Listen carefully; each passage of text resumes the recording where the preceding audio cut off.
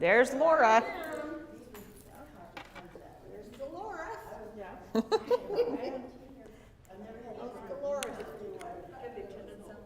It's back on your table. All right, good morning, good morning. Those watching, I'm Kyla Jackson. Those in here, good morning. Happy Sunday. We're going to go ahead and get started here right away, as we have a lot to get through today and so very little time. All right. So as you know, tonight at 5 p.m. is our car show for Christ. If you're planning on coming, bring a friend. Invite a friend to come out and see all these classic cars and stuff. I heard there's going to be lots of motorcycles coming tonight. Yes. Classic motorcycles? I don't know if they're classic, but they're going to be motorcycles. So, yeah, we've had semis before. We've had a lot of different cars and stuff, but all these motorcycles that are coming are from this guy. Okay, so Pastor and I have a side cleaning job, and this job, it's a trucker place where we clean, and one of the truckers said, yeah, I have a ministry for bikers. And so the leader of this group, himself and all of the biker people are coming to the car show tonight. So that's a blessing to be able to invite these guys out. So, or be a testimony enough to have them want to come and be a part of our show. All right, so that is tonight at 5 o'clock. If you are planning on coming and helping Pastor and Pastor Joe get everything set up, I think they said they wanted everybody here at 3 or something like that. So they'll announce it in the morning service. So if you have any other questions concerning that, go talk to them and make sure that we have everything set, okay? So we're going to go ahead and get started here. We are on the second chapter of this book, and for you ladies, it's page 20. Page 20. I looked it up, Sue, before I came in here to make sure I gave you the right page number. So we're going to be talking about the foolish heart. The last couple weeks we talked about the wise heart. So the person in the Bible that we've talked about was Solomon, King Solomon, how he asked God at such a young age to be able to have a wise and discerning heart, to be able to help with the decisions that a king would need to have to rule his kingdom. Well, we're going to be talking about the foolish heart today, about the scribes and the Pharisees. Now, I was reading and listening to all of the scripture on my phone, and I just kind of laughed because we're going to be reading about one of the verses, and I think you'll get why I laughed at the verse. But the foolish heart is one result of spiritual starvation.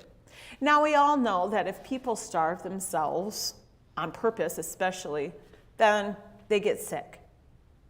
Okay? And that's not healthy. So to be able to have a good physical health, what do we need to do? Nourish ourselves. But with what? Do we do it with chocolates and candy? And yeah, that's what we want to do for nutrition. But what do the doctors say for us to do? Fruits and vegetables and protein, right? And we're all sitting here, we all like our chocolate cakes, we all like our no-bake cookies, we all like this, but you know what, if we have a diet of that stuff, our physical health is not going to be right. And even if we do go on a diet and stay on the diet, then even that sometimes doesn't do its job, okay? So, what if we're sick? Do we drink pops and do we drink, all this, sugary stuff? We probably shouldn't. But we should drink water, right? Because water will flush it out of our system. So if we don't take care of our health when we're sick, then we're not going to get better faster. So if we don't take care of our lives, our hearts spiritually, then we're going to starve spiritually, and we're going to have a foolish heart. Well, the longer people starve themselves, the less rational they become. How many of you ladies might have had a fast for something? I think I worded that funny, but I think you know what I'm trying to say. You had a fast for something, whether it was for pregnancy testing, like for the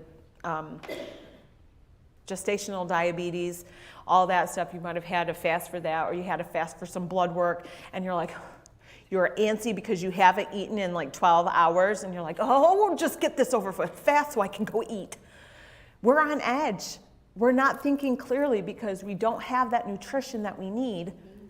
Yeah, hangry. We don't have that nutrition that we need to make, smart decisions. Or we're not like, we're foggy, because we don't have that nutrition that we need. Well, one of the first areas to suffer damage during times without physical food is the brain. Because our brain needs the nutrition to help us think, to help us be wise in our decisions and our choices that we make. With spiritual starvation, we lose our sound minds and make unwise decisions. How many of us have done that before? Yeah. Wisdom requires thought and effort. Foolishness comes naturally. What? Yeah. Foolishness comes naturally. Well, because we're of a sinful nature. And then we don't think right. We don't think. Okay, sometimes we sit there and we say something and we're like, oh man, I should not have said that. And guess what? We can't reel it back in like we reel in a fish, okay? Once we say it, it's out there. Okay, so how many of you have been told this before? We need to think before we speak. We never have to say that. We're so good. We don't need to think before we speak. You're wrong. We all do. Because there's going to be something that we say, whether we mean it we say it to hurt somebody or not, we can still hurt someone. We may think, hey, it's no big deal. Well, to that person, it might be. Okay? So we need to be careful. When we hear negative terms like foolish, there's a tendency to project this negative quality onto someone other than ourselves. Oh, how many of you might have done that before? Yeah. Well, God already defined it for us. As we're looking at the scribes and Pharisees, we should examine our own lives, looking for similarities, and ask the Lord to help us change those areas as needed. So, of course, like I said, we're talking about the scribes and Pharisees. Okay? Well, the scribes studied and taught the Mosaic law, which the Old Testament law that God gave to the Israelites through Moses. They considered themselves experts for answering difficult questions related to the law, but had a do as I say, not as I do reputation. How many of you have been there, done that, or had it done to you? Okay? It's all around us, Dolores, isn't it? Okay, don't do this, but do this. Or you say something and then the people are looking at you like, she's a Christian, why should she be doing that? If she's a Christian and yet she's trying to show me that I need to be a Christian, I don't want to have anything to do with it. Oh, we got to think that way. The way we respond to people at a store or driving when you're in a hurry to go somewhere and you react in a wrong way, it doesn't show that you're a Christian. Okay? Well, we got to be careful with that. The Pharisees were a Jewish religious group. It is notable that though the Pharisees knew the law, they had no regard for Christ. In the Bible, it says that he called them hypocrites. Guess what? I was called a hypocrite one time. And even if they didn't say it, they were right. Because we can say things and do things in one place, and not do that same good thing in another place. I don't know if you've heard this example before, but when I was growing up, a preacher said, hey, so here's an example for you. You know of a family, and they're like, here's an illustration. There's a family. They're fighting and screaming and yelling at home. They're getting ready to go to church. They get in the car. They're yelling and screaming in the car, fighting, arguing. As soon as they get to church, they're all happy like nothing's ever happened. Then as soon as church is done, they get in the car and they start yelling and throwing a fit and arguing and, oh. So what would that be? They're not living like Christians. Their hearts aren't ready. Their hearts weren't ready for the service, so they were putting on a front. Now, I'm going to ask this, and I want you ladies to answer this. What are some characteristics of a foolish person? Don't be shy. This is part of this Bible study type class. What is characteristics of a foolish heart? Laura? Speak before they think. Yeah. What else? What's another characteristic? Maybe someone who's very judgmental. Yeah.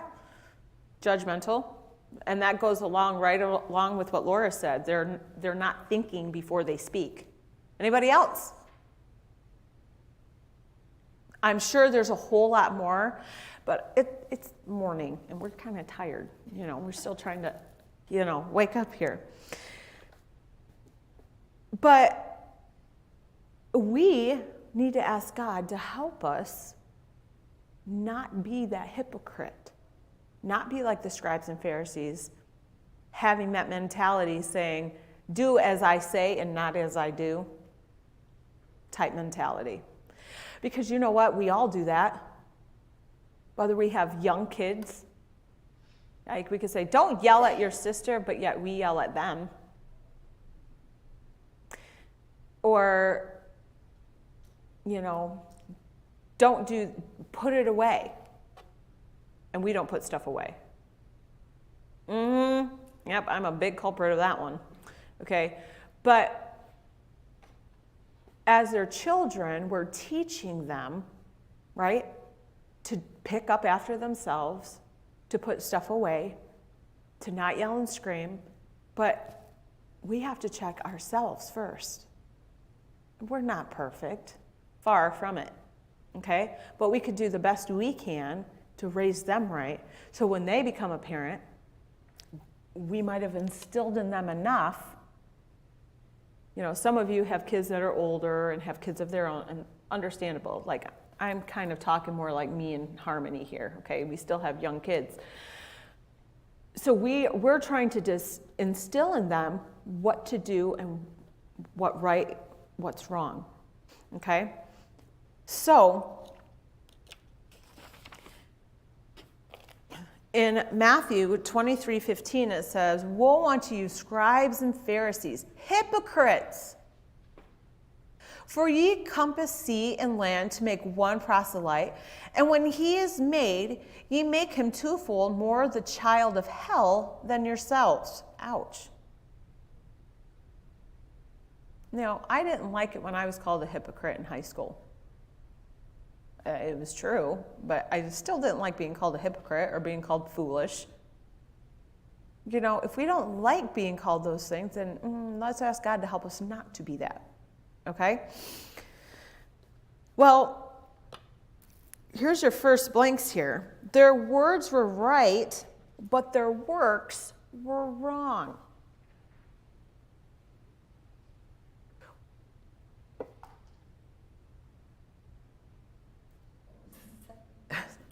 Their words, I was trying to give you guys time to write, which is fine. It's up on the screen too. Their words were right, but their works were wrong. In Matthew 23:3, it says, all therefore whatsoever they bid you observe, that observe and do. But do not ye after their works, for they say and do not. Would somebody like to explain that verse a little bit? Or is it kind of self-explanatory?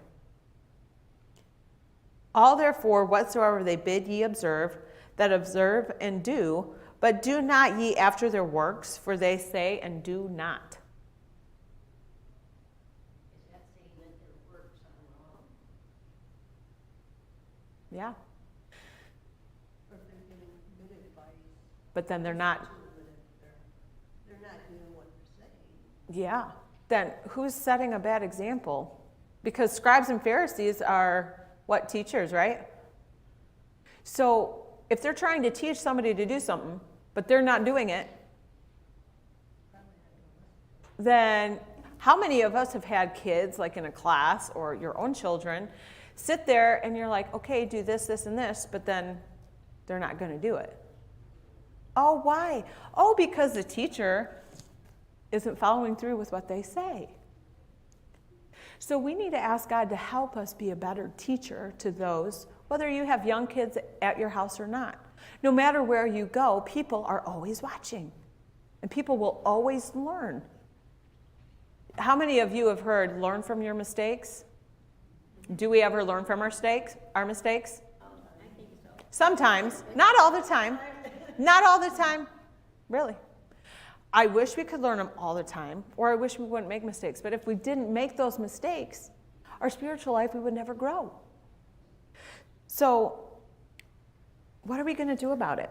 Jesus was speaking to both his disciples and the rest of the crowd when he issued an incredible announcement. To paraphrase, Jesus was telling them to follow the instructions of the scribes and Pharisees, but not their actions. This must have been a perplexing instruction for those who had placed the scribes and Pharisees on pedestals. How many of you sometimes might have put a teacher or a family member on a pedestal, and then they've done something that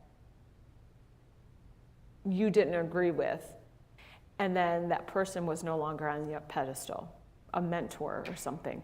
Yep. We've all had something like that.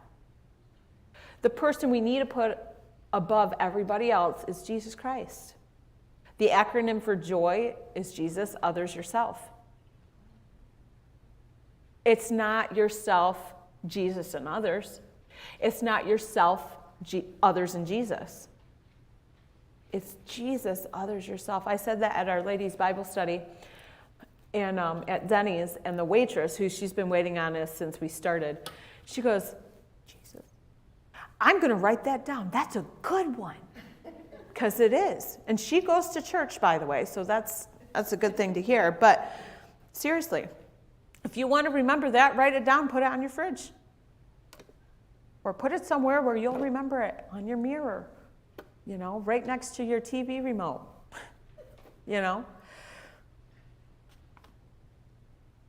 After all, weren't they teaching the law of Moses, the scribes and Pharisees? This instruction from Christ probably provoked a great deal of discussion, if not a debate. So Jesus was speaking to everyone, telling them to follow the instructions from the scribes and Pharisees, but not to follow their actions. In Matthew 23, verse 4 through 12, if I could have somebody read verses 4 through 6 for me. If you don't have a Bible, it's up on the screen. Who would like to read verses 4 through 6? Anybody? Laura? I'll read it from up here. That's perfectly fine. For they bind heavy burdens and grievous to be borne, and lay them on men's shoulders. They themselves will not move them with one of their fingers. But all their works they do for to be seen of men. They make broad their, what is that word? Alacrities? Okay. And enlarge the borders of their garments. And love the uppermost rooms at feasts, and the chief seats Okay. Excuse me. Who would like to read 7 through 9? Anybody? Judy? And greetings in the markets, and we call this man Rabbi, Rabbi. But be not ye called Rabbi, for one is your master, even Christ, and ye are brethren, and all ye are brethren. And call no man your father on the earth, for one is your Father, which is in heaven. Okay, and I'll read 10 through 12. It says, neither be ye called masters, for one is your master, even Christ. But he that is greatest among you shall be your servant. In verse 12 it says, and whosoever shall exalt himself shall be abased, and he that shall humble himself shall be exalted. Wow. So who should be our master? Should be the world?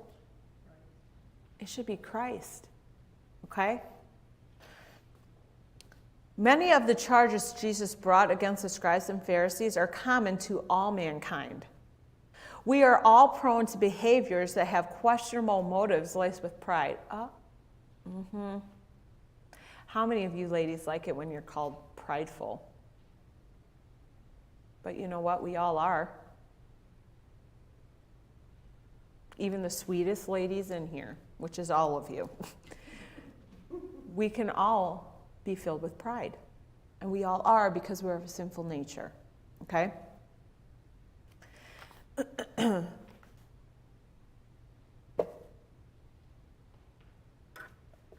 Our actions and words should be consistent. How many of you ladies like consistency? Yep, I do. Although I struggle with it a lot of the time, but I like being consistent. If we're not, for those that still have young kids that you're trying to train,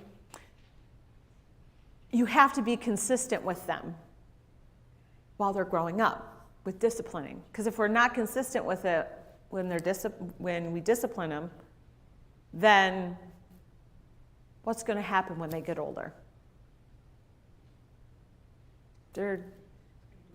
Yeah. And Laura, even if we do everything as right as we can as a parent, they could still do what they want to do. Because you know what? When they become 18 and they're out of the house, then all of their choices that they make are on them. Now, they may ask us for advice, and we could give it to them, but that doesn't mean they're going to follow our advice and do it. I mean, I don't know all this. I've just heard it from my mom and other moms that, you know, I say I have a ways to go, but they're growing up way too fast. So, you know, it's crazy. Steven's going to be 10 in July. I know, Sarah. And so I have to be consistent with them because I don't want them to end up in jail one day. And I'm not saying they won't, but I think if I stay consistent with them and they listen to what Joe and I have been teaching them, what they've been learning in church, I think, hopefully, Lord willing, they'll just follow suit and just make the right decisions. Because we can only do so much as a parent. The most that we can do for them is pray, especially once they get out of the house. And the funny thing was when I came home from college, okay, my mom and dad said, you can live with us, but you have to abide by the rules that we give you. It's like, okay, fine. You have to pay so much for rent, you have to pay so much for your phone. Fine, no big deal.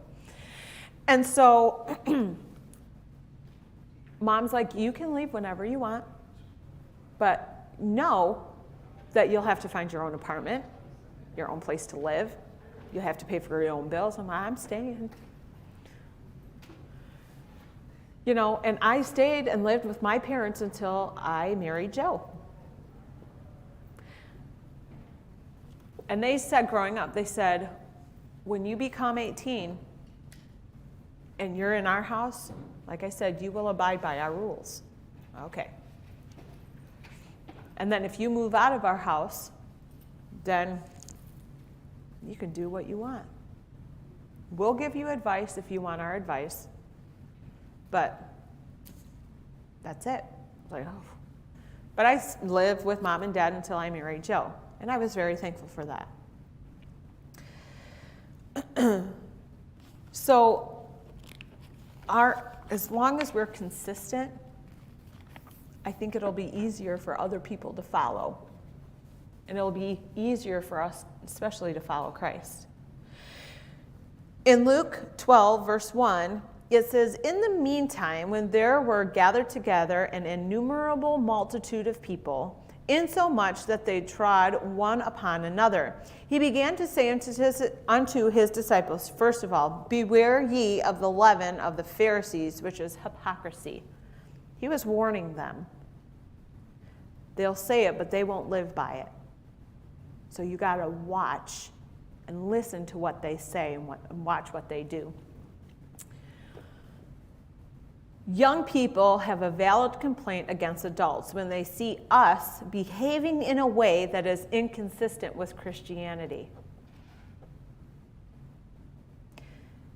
For instance, let's say I'm driving around running errands. I have my windows rolled down and I'm listening to heavy metal. I would never, but listening to heavy metal music.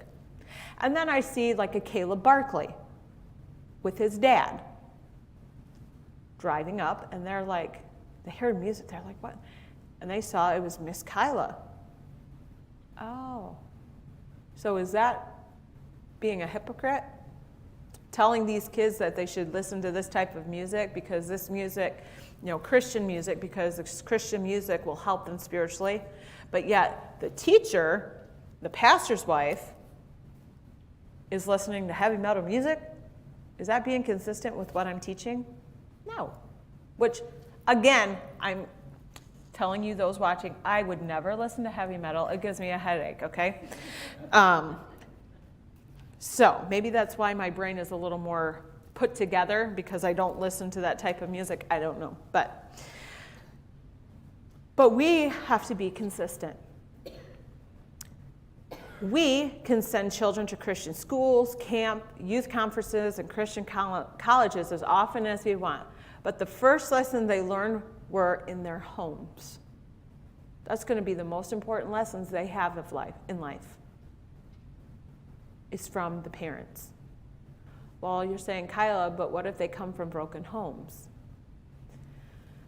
Well, if they come from broken homes, we can hope that one of the parents will be a Christian and that will let them go to church. Well, what if none of them are Christians? Well, maybe the bus comes and picks them up, or the van comes around and picks them up on Sunday morning or Wednesday night. Or there's a neighbor. Yeah. So no matter what, our testimony needs to be a shining light to those we come in contact with. For instance, now I'm not saying this to brag, but Joe and I, for the last few weeks, have been coaching little kids soccer. It was fun. It was a lot of work, stressful, time-consuming, but it was fun. We had our last game. Judy, you would have loved watching my little 5- and 6-year-olds, but yet you would have felt bad yesterday because it was cold and windy. And on Thursday, they were just, I don't know, they were full of energy on Thursday. Saturday, some of them were pretty, oh, I'm ready to play, even though they're like running down the fields, But I wasn't expecting anything from any of the kids, just verbal thank yous. Well, one of the little girls, she has long blonde hair, and she never wants it in a ponytail or braided or anything. She wants it down and flowing behind her, mom said. And she comes up to me with a rainbow-colored rose. She goes, thank you. This was before the game. And then she comes back over and she gives me a little thank you note. I read on the back of the card, it said, her mom wrote it. She goes, thank you so much for being a testimony to these kids. And I thought, wow, because on Thursday, we had a little pizza party for my team and Joe's team. And I said, before we prayed, I said, okay, I said, I just want to let you know I'm a Christian. And that same little girl goes, I am too. And her mom goes, and I said, well, that's great. I said, but I'm a Christian, and I want to thank the Lord. I want to thank God for the food. And I also want to thank him for the safety we had for the season. I said, and if you guys want to stay here and pray with me, great. If not, it's no big deal. I'm not pushing you or pressuring you guys to stay. I said, but I will pray and thank God for the food and the safety. So they're like, oh, all the parents stayed, all the kids stayed, and I prayed with them. And afterwards, they're like, thank you so much for that. But I thought, I read that, I'm like, and I wasn't expecting anything from them, but I thought it was just the sweetest thing for them to say thank you. So what are we doing? We can be a testimony even if we don't think we're doing everything right. It's our attitude and our actions that matter. So one of the most frustrating messages children receive is, do as I say, not as I do. Are we reflections of Christ or mirror image of our own agendas? Our relationship with Christ affects our lifestyle. How many of you ladies, don't be afraid to raise your hand, how many of you ladies at some point in your life, since getting saved, you were doing so good at your Bible reading and prayer and journaling, whatever you've learned in your devotions maybe, that's what I do. But then after a while, you kind of back off how often you read. And then you might see yourself doing things that you would never really, you have done when you were actually being faithful in your Bible reading and prayer time. You can raise your hand if you want. Don't be afraid. I can say I've done it. I'll be the first one to raise my hand. I'll raise my hands and my feet. If I could do, a jump split, can't do that. I would really hurt myself. So I won't do that. Okay? I probably could when I was, teens, but although my husband said, Kyla, you're still flexible. You could do it. No. So I pull things, even sometimes just walking. So it's, yeah, exactly.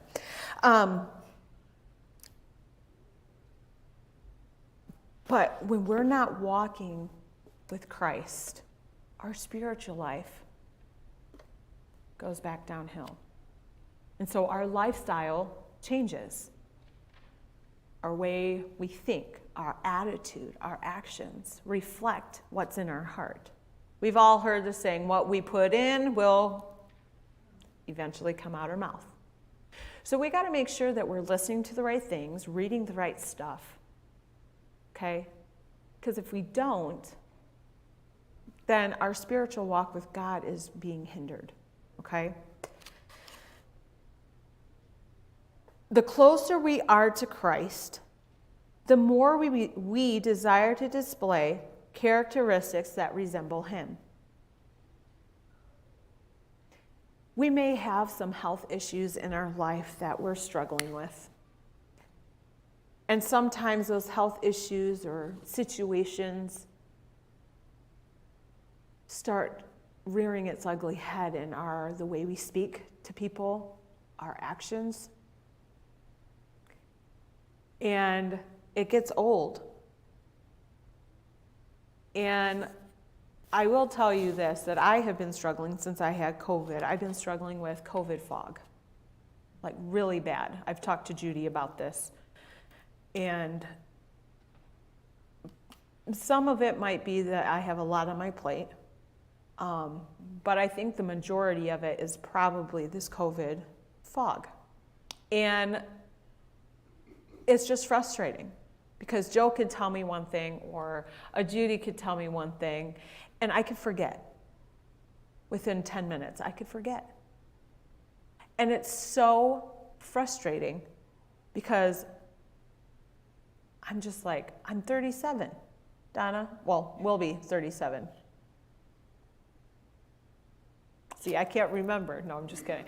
I'll be 37 I was talking to my mom, and it's like, no, I'll be 36 November. Mom's like, no, you'll be 37. I was like, oh yeah, I am 36 already.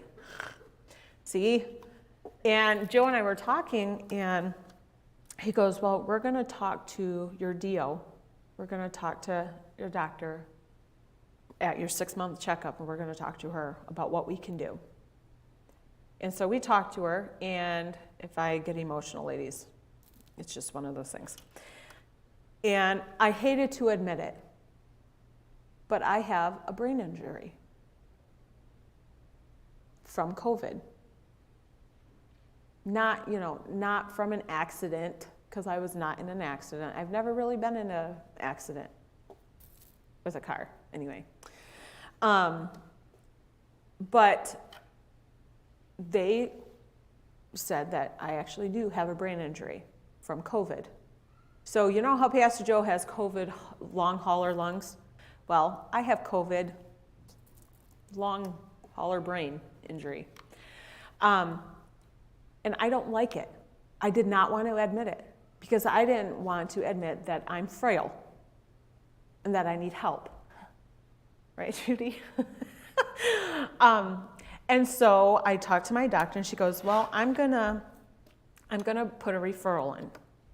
I don't know if you ladies have heard of origami, but she referred me to that place. Well, that place doesn't accept my insurance, which is fine, but they had another place, Mary Free Bed, that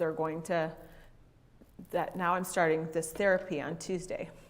So I'm kind of like, nervous about it, but I know it's going to help, I hope.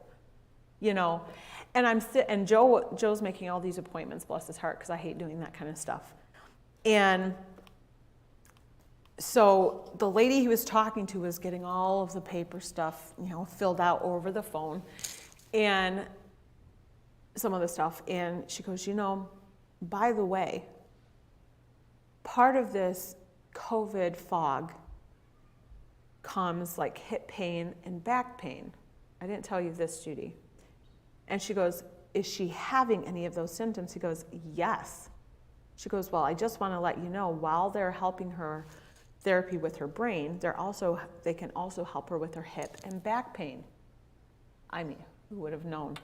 She goes, but I'm having the same type of issues your wife is having. I was like, I hope she's my therapist, But to admit that, I was having problems. Sarah, I didn't want to admit that. Who, as a mom, wants to admit, as a woman, wants to admit they're having problems? Not me. Because I want to be like, I'm good, I'm healthy. But I'm not. I mean, I am, so to speak, but my doctor was like, we're going to get your help. We're not going to worry about much of anything other than one more thing. She said, but some of the other things are minimal compared to some of the other things that we're trying to work with. So if you ladies don't mind, pray for me on that. But the reason why I told you this is that if I'm consistent with these therapy sessions, then Lord willing, I can get the help I need. Just like with our spiritual health, ladies, if we don't feed our hearts and minds spiritually, then we're going to starve spiritually. And guess what's going to help us throughout life, throughout helping us raise our children or help watching our grandchildren, is having a nutritional spiritual life. By following God, by listening to His Word, by reading the Bible and praying. If our relationship is shallow or superficial, we will be more inclined to inconsistencies in our behaviors. Our relationship with God should be in line with how we live our lives. Don't tell somebody, if you're counseling somebody, give them wise counsel. If you're not reading your Bible faithfully every day, 24/7, or praying 24/7, don't tell somebody else to do it. Because you're a hypocrite. I'm sorry. I'm a hypocrite. If I tell somebody, hey, Dee, I'll be praying for you. I pray every day. If you want your spiritual walk with God to be better, pray every day. Read your Bible every day. But if I'm not doing that, she won't do it. Because she'll know by the fruits, it says in the Bible. So just like if we plant a tomato seed, we won't get an apple. We'll get a tomato. Nice, juicy tomato to put on your hamburger. If you can't tell, I'm kind of hungry right now. Okay. Yeah, fig bars out there. If our lives don't line up with our message, we qualify for the same title that Christ assigned to the scribes and Pharisees, which is what? Christ called them a what? Hypocrites. Pretending to be godly and holy just because we are keeping some sort of mental checklist is not the same as living a godly life. I'm going to close with this. If I can have Dee head back to the sound booth to get ready to shut the live stream off, and I'll have Judy come up here and pray. It says godliness is internal. Did you catch that? Godliness is internal. It is not something we put on and take off like clothing. You know, God sees the heart, but man looketh on the outside. We can look all nice and pristine, our clothes ironed, our hair done, which it took me forever to do my hair today. You're like, it looks simple.